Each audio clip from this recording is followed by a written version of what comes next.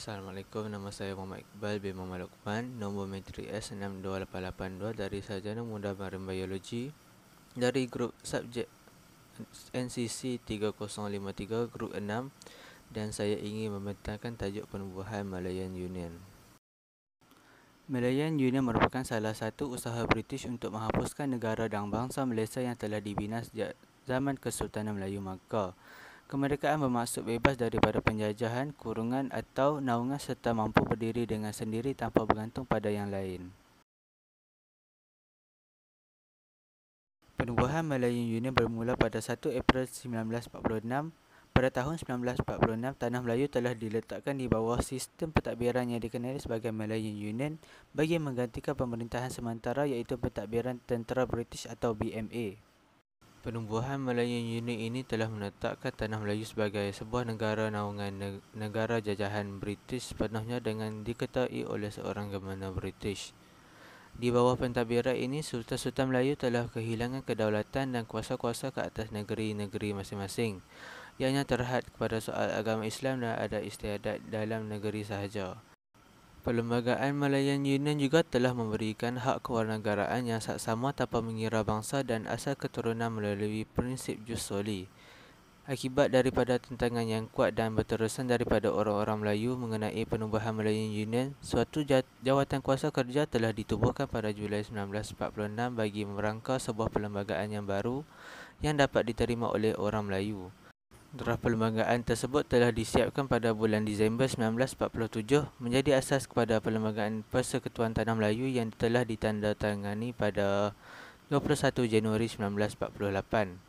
Penubuhan Malayan Union telah membangkitkan dan menyemarakkan semangat patriotisme di kalangan orang-orang Melayu untuk menuntut kemerdekaan negara daripada penjajah. Kejadian darurat berlaku dari tahun 1948 dan berakhir pada tahun 1960. Pengisytiharan darurat pada tahun 1946 adalah disebabkan beberapa faktor, antaranya faktor politik yang semakin meruncing ekoran kebangkitan golongan radikal Melayu dan bukan Melayu. Gerakan komunis yang diketahui oleh Parti Komunis Malaya PKM oleh Regimen ke-10 PKM berlaku pelancaran gerakan bersenjata secara gerila untuk mendapatkan kemerdekaan dan juga keganasan komunis terhadap penduduk Tanah Melayu terutamanya orang Cina. Dan juga keganasan komunis terhadap penduduk Tanah Melayu terutamanya orang Cina.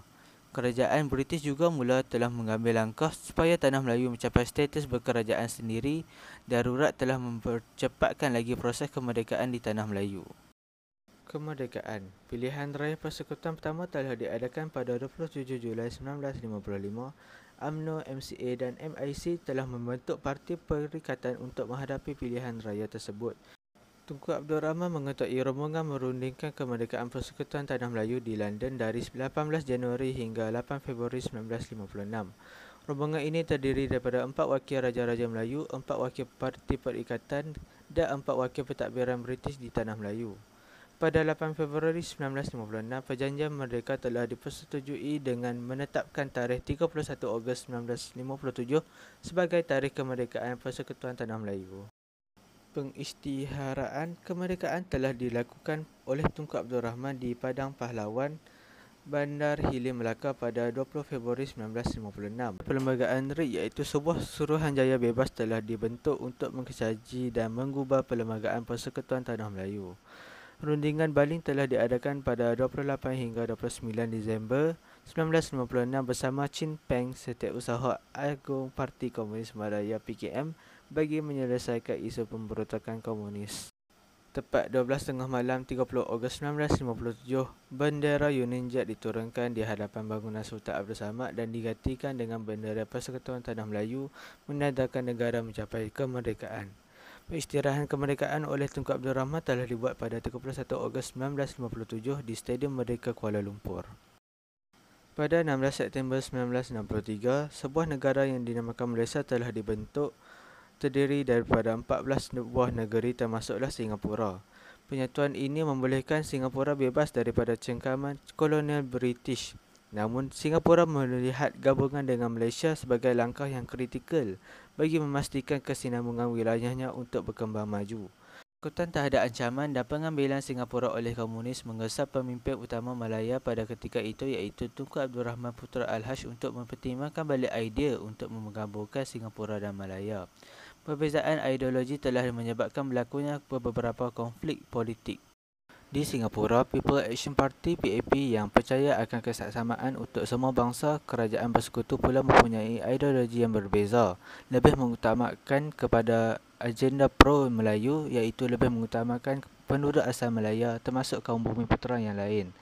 Hubungan Singapura dan Malaysia semakin tercabar apabila sebuah parti paling dominan di Malaysia pada ketika itu, iaitu UMNO, telah melanggari perjanjian bersama apabila terlibat dalam sebuah pilihan raya di Singapura pada tahun 1963 di bawah sepanduk Singaporean Alliance Party.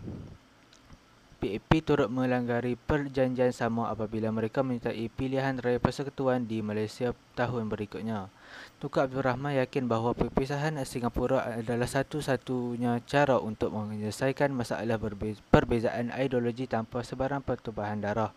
Pengumuman perpecahan kedua wilayah ini telah dibuat secara siaran langsung pada 9 Ogos 1965.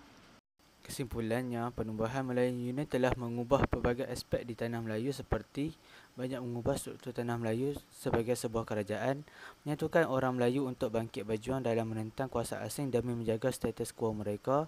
Kemerdekaan yang dicapai bukan dengan cara yang mudah tetapi berlaku secara berperingkat-peringkat. Berpaduan kaum amatlah penting untuk mewujudkan sebuah negara yang merdeka dan bersatu. Kesabaran itu sangat penting untuk mencapai apa yang diingini. Sekian, terima kasih.